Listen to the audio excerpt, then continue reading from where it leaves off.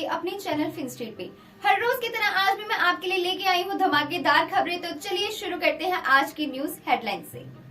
जो एक्सचेंजेस है उन्होंने न्यू लूना टोकन को लिस्ट करके टेरा रिवाइवल के लिए अपना सपोर्ट जो है वो शो किया है। दूसरी न्यूज में हम बात करेंगे जो इथेरियम बीकॉन चेन है वो काफी लंबे टाइम से सफर कर रहा है लॉन्गेस्ट ब्लॉकचेन रीऑर्ग यानी कि रीऑर्गेनाइजेशन से। और जो लास्ट न्यूज है वो है ड्राफ्टकिंग के जो सीईओ है वो पेमेंट्स को एक्सेप्ट करने की बात कर रहे हैं। उनका कहना है कि लोग ऐसा चाहते हैं और वो इसके लिए काम कर रहे हैं। तो ये थी आज की न्यूज हेडलाइंस। अब बढ़ते हैं आज की खबर की तरफ। तो टेरा लूना फाइनली आ रहा है वापस। तो क्या है ये पूरी खबर, चलिए जानते हैं। हिट बीटीसी का प्लान है कि वो लिस्ट करेंगे टेरा के ब्रांड न्यू टोकन लूना को मई 27 को, क्योंकि जो सस्पेंडेड टेरा क्लासिक ब्लॉकचेन है उसको एक्सपेक्ट किया जा रहा है कि वो रिवाइव होने वाला है एज टेरा 2.0 से। जी हाँ, बिल्कुल सही सुना आपने। क्रिप्टो ट्रेडिंग प्लेटफॉर्म जो अपना सपोर्ट है वो शो कर रहे हैं जो कोलैप्स हो गया था टेरा नेटवर्क, उसके रिवाइवल के लिए। इसके लिए वो टेरा के न्यू टोकन को रिवाइव कर रहे हैं जिसको लूना भी कहते हैं। तो जो हिट बीटीसी एक्सचेंज है उन्होंने ट्विटर पर वेडनेसडे को अनाउंस किया है कि जो टेरा का न्यू चेन टोकन लूना है वो अवेलेबल होगा उनके प्लेटफॉर्म पे मई 27 को।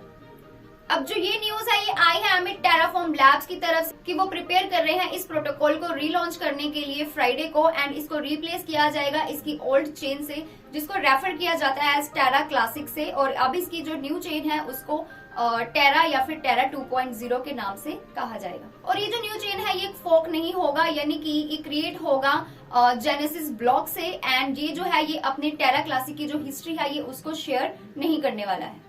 ये जो न्यू टेरा का टोकन है इसको नेम दिया जाएगा एलयू का, यानी कि इसको रिप्लेस किया जाएगा ओल्ड टोकन से जिसको हम लूना क्लासिक या LUNC के नाम से जानते थे। अब अगर मैं पिछले रिपोर्ट की बात करूं तो टेराफॉर्म लैब के जो सीईओ है डूक वोन, उन्होंने एक प्रपोजल दिया था फोक का, न्यू टेरा चेन का उन्होंने प्रपोजल दिया था टेरा ब्लॉकचेन एल्गोरिथमिक स्टेबल कॉइन के बिना। उसके लिए जो टेरा यूएसटी उन्होंने सजेस्ट किया है लूना एयर ड्रॉप्स को, जो कि अक्रॉस होगा लूना स्टेकर्स एंड होल्डर्स के लिए, यूएसटी होल्डर के लिए and Terra Classic app developers के लिए भी। और ये जो डुकवन ने प्रपोजल दिया था हार्ड फोक को, इमीडिएटली उसको सपोर्ट शो हो गया है पूरी कम्युनिटी का, जिसमें से कि 91% जो टेरा वैलिडेटर्स है उन्होंने इस टेरा रीबर्थ के फेवर में वोटिंग की है। मई 18 को ये वोटिंग स्टार्ट हुई थी और अभी भी ये जो कम्युनिटी पोल है ये स्टिल ऑनगोइंग है और रफली 67% जो वोटर्स हैं वो सपोर्ट कर रहे हैं टेरा के रिवाइवल को एज टेरा 2.0 के लिए। अब टेरा का जो रिवाइवल पोल है ये आप यहाँ साइड स्क्रीन पे देख सकते हैं। इसकी पोलिंग में कितने वोट्स आए हैं, कितने पॉजिटिव रिस्पॉन्स आए हैं, आप यहाँ पे चेक कर सकते हैं। टेरा का जो रिवाइवल है ये टेराफॉर्म लैब के हाल्ट होने के बाद, टेरा ब्लॉकचेन में रुकने के बाद ये दोबारा से आ रहा है और मई 12 को इसकी पोलिंग स्टार्ट हुई थी एक मैसिव नेटवर्क क्रैश के बाद। और जो लूना टोकन है वो बिल्कुल जैसे कि हमें पता है कि प्लम्प्ड हो गया था, बिल्कुल लो हो गया था, 99% ये गिर गया था और यूएसटी ने लूज कर दिया था अपना 1:1 पेग वैल्यू को यूनाइटेड स्टेट्स डॉलर में। तो हिट बीटीसी ही अकेले नहीं है जो इस एक्सचेंज को सपोर्ट करते हुए, इस एक्सचेंज के साथ कोऑपरेट करते हुए दिखाई दे रहे हैं। इसके साथ ही अगर मैं बात करूं तो यूएसटी एंड लूना कोलैप्स के बाद जो टेरा का सक्सेसफुल रीबर्थ वोट है उसमें बाइनांस ने भी अपना खासा योगदान दिया है। जी हाँ, बाइनांस क्रिप्टो एक्सचेंज ने भी अनाउंस किया है कि वो वर्क करेंगे टेरा टीम के साथ उनकी रिकवरी प्लान में, जिससे कि जो बाइनांस के यूजर्स हैं उनको भी हेल्प मिलेगी। इसके साथ ही कॉइनबेस ने भी अनाउंस किया था कि वो डिलिस्ट कर देंगे रैप्ड लूना टोकन को एंड इथेरियम टोकन को अपने रिप्रेजेंटिंग लूना से फ्राइडे को। और वेडनेसडे को ही जो टेराफॉर्म लैब्स के सीईओ है उन्होंने इन खबरों को डिनाई किया है, बिल्कुल गलत बताया है और उन्होंने कहा है कि वो मेजर साउथ कोरियन जो क्रिप्टो एक्सचेंजेस है उनके टच में है और लगातार उनसे न्यू लूना टोकन को रिलॉन्च करने के बारे में बात कर रहे हैं। तो जैसे कि मैं आपसे हर वीडियो में कहती हूँ कि ये क्रिप्टो की दुनिया है और यहाँ कुछ भी हो सकता है। तो देखिए अभी तक जिस टेरा लूना के बारे में इतनी बातें हो रही थी, नेगेटिव बातें हो रही थी, इसके क्रैश होते हुए हमने देखा है और क्रैश को देखते हुए सभी ये कह रहे थे कि अब टेरा लूना खत्म हो गया, उसको डीलिस्ट तक कर दिया, उसके ऊपर केसेस के फ्रॉड्स के जो एलिगेशंस लगाए गए हैं उनके ऊपर केस करने के लिए कहा गया। अभी एक बार फिर से वो रीबर्थ लेके सामने आने वाला है, हालांकि इस बार इसका क्या होने वाला है, क्या रिस्पॉन्स इसको मिलने वाला है, कैसे ये काम करेगा, क्या क्या ये फैसिलिटीज प्रोवाइड करेगा, ये बातें हमें बाद में पता चलेंगी इसके रिलॉन्च होने के बाद। तो दूसरी जो खबर आई है क्रिप्टो मार्केट से वो है इथेरियम बीकॉन चेन जो है वो काफी लंबे टाइम से सफर कर रहा था एक लॉन्गेस्ट ब्लॉकचेन रीऑर्ग यानी कि रीऑर्गेनाइजेशन से। तो अब ये जो इथेरियम बीकॉन चेन है ये जो एक्सपीरियंस कर रहा है 7 ब्लॉक रीऑर्गेनाइजेशन का आज, तो क्या है इसका मतलब और क्यों इसको एक सिक्योरिटी रिस्क की तरह माना जा रहा है, क्यों कहा जा रहा है कि एक सिक्योरिटी रिस्क बन सकता है, बात करते हैं इसके बारे में। तो इथेरियम बीकॉन चेन जो है जो कि इस साल के एंड तक एक क्रूशियल होने वाला है इथेरियम मर्ज के शेड्यूल्ड के साथ। तो आज ये जो रीऑर्ग है ये एक्सपीरियंस कर रहा है potentially high level of security risk के साथ, जिसको नाम दिया गया है ब्लॉकचेन रीऑर्गेनाइजेशन का। जी हाँ, ये एक तरह का सिक्योरिटी रिस्क है और ये जो रीऑर्गेनाइजेशन है या फिर रीऑर्ग भी आप इसको कह सकते हैं, ये एक नेटवर्क के फेलियर होने के थ्रू होता है, जैसे कि बग कोई आ जाए या फिर कोई मलिशियस अटैक हो जाए या फिर टेम्पोरेरीली कोई डुप्लीकेट वर्जन आ जाए किसी ब्लॉकचेन का, उसके रिजल्ट के कारण ये होता है। तो बीकॉन का ये जो चेन है ये रिलॉन्च हुई थी दिसंबर 1, 2020 में और ये इंट्रोड्यूस किया था इसने एक native staking to the Ethereum blockchain को, जिसमें जो स्टेकिंग है वो इन्वॉल्व हुई थी एसेट्स को प्लेज करने के लिए इस नेटवर्क में, कि कैसे जो वैलिडेटर्स हैं वो एलिजिबल हो सकते हैं चेन में ब्लॉक्स को ऐड करने के लिए। और इसका जो मेन टीनेट है वो है proof of stake consensus model.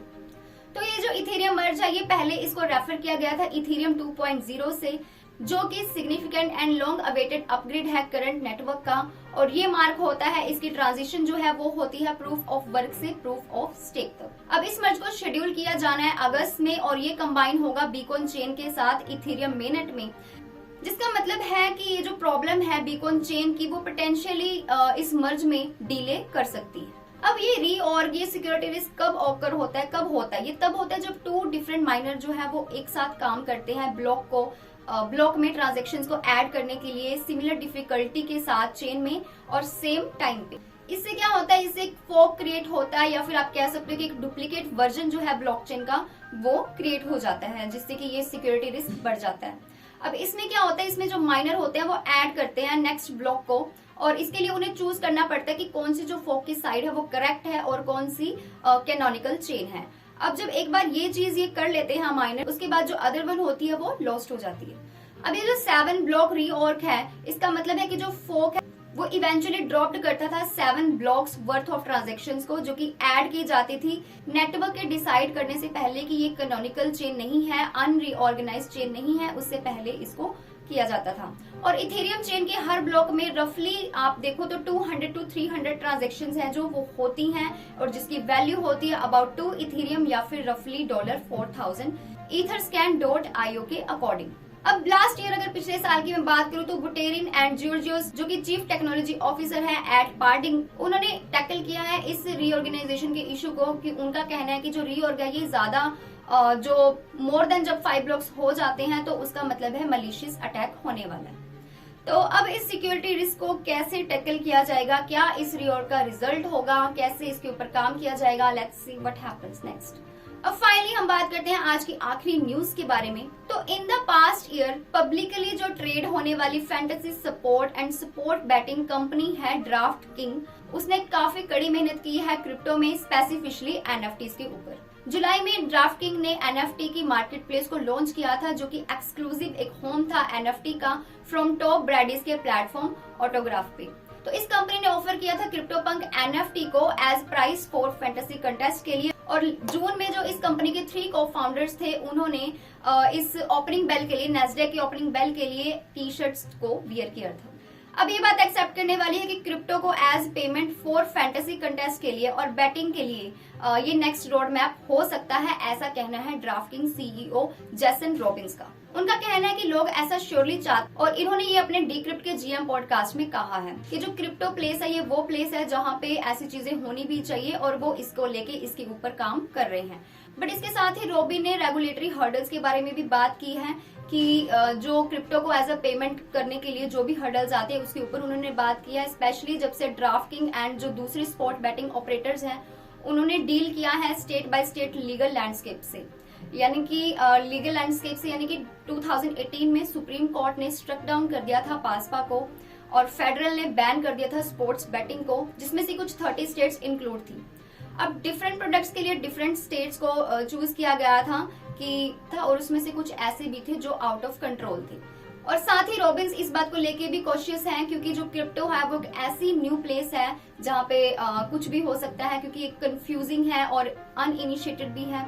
तो कुछ प्रोटेक्शंस ऐसी होती हैं जो लोगों को लगता है कि लेनी चाहिए और कुछ ऐसी होती हैं जो लोगों को लगता है कि जरूरत नहीं है, नेसेसरी नहीं है क्रिप्टो स्पेस में। तो लेकिन इसको लेके उनका कहना है कि ऐसा कुछ भी नहीं है, ये मार्केट प्लेस ऐसी है जहाँ पे कुछ भी हो सकता है।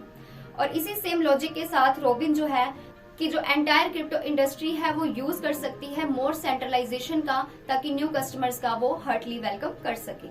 जिम पॉडकास्ट में रॉबिन्स ने ऑल्सो इस बारे में बात की है कि कैसे और कब उन्होंने सबसे पहले क्रिप्टो एंड एनएफटी में कदम रखा था और क्यों इतने सारे जो लोग हैं वो स्ट्रांगली एनएफटी के अगेंस्ट रिएक्ट कर रहे हैं एंड वो क्या देखते हैं फ्यूचर में क्रिप्टो इंडस्ट्री में। तो इसके साथ ही मुझे दीजिए इजाजत। ये थी आज की क्रिप्टो न्यूज। आई होप आपको और जितनी भी इन्फॉर्मेशन मैंने दी है वो अच्छी लगी होगी और डेली ऐसे ही क्रिप्टो मार्केट में क्या हो रहा है ये जानने के लिए जुड़े रहिए हमारे चैनल फिन स्ट्रीट के साथ।